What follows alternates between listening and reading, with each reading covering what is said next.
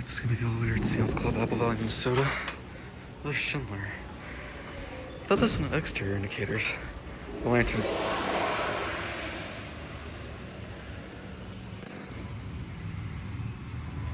I guess it does not.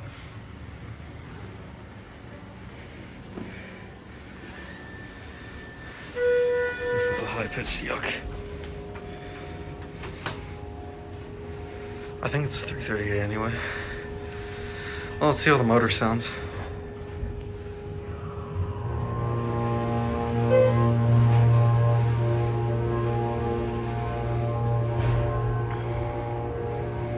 Okay, that was epic.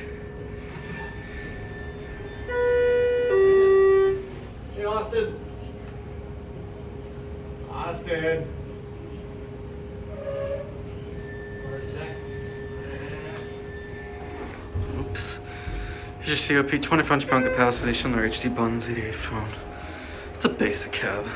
Nothing too fancy. The floor's kind of dirty too. I guess they thought I was an employee. Look at the door frame. It's a 330.